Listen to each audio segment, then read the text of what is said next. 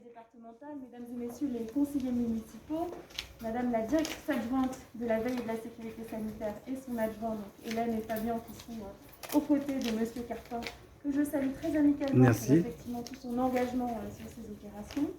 C'est vraiment un plaisir d'être avec vous aujourd'hui ce matin.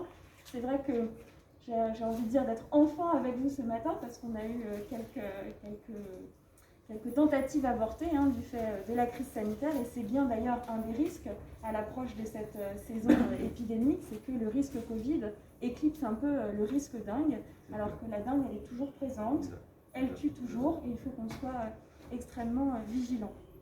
C'est aussi un plaisir d'être avec vos équipes, avec les équipes municipales, avec les équipes de la CINOR, avec les équipes de l'ARS, qui sont vraiment engagés sur le terrain, engagés sur cette action Mettre propre dont on m'a beaucoup parlé et dont j'avais vraiment envie de voir concrètement comment elle se tenait, parce que c'est une action qu'on trouve au sein des services de l'État, et j'y associe bien sûr l'autorité sanitaire.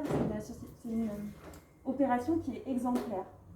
Elle est exemplaire par la qualité du partenariat, parce qu'on le voit, tout le monde se mobilise, comme vous le dites, un samedi, CINOR, municipalité, les agents de l'ARS. Donc c'est déjà effectivement une très bonne chose. Elle est aussi exemplaire par l'objectif qu'elle poursuit, parce qu'on travaille vraiment en amont des causes de la dengue et de toutes les arboviroses, en travaillant effectivement sur les fonds de cours, sur les déchets. Donc c'est vraiment quelque chose d'intéressant.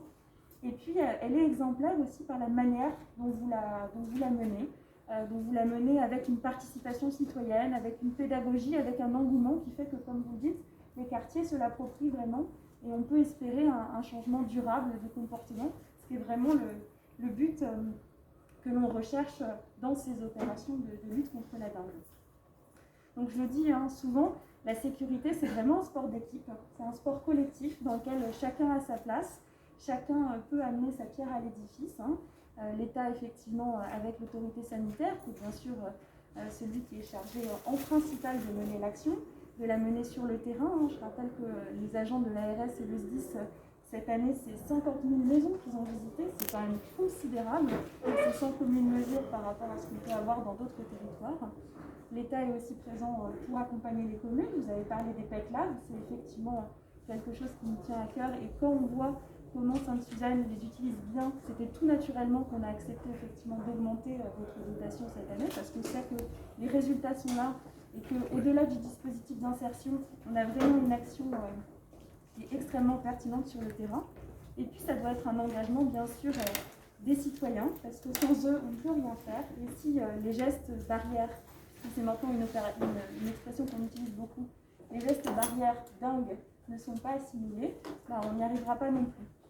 Donc c'est vraiment tout l'enjeu d'aujourd'hui, de ces opérations, de réussir à créer cette mobilisation générale qui doit nous permettre de vraiment lutter contre la dengue. Et puis à l'approche de cette saison, on présentera lundi la nouvelle campagne de communication contre la dengue. Là, on voit concrètement comment on peut travailler sur le terrain tous ensemble. Donc vraiment, merci beaucoup, monsieur. Je vous en prie, madame.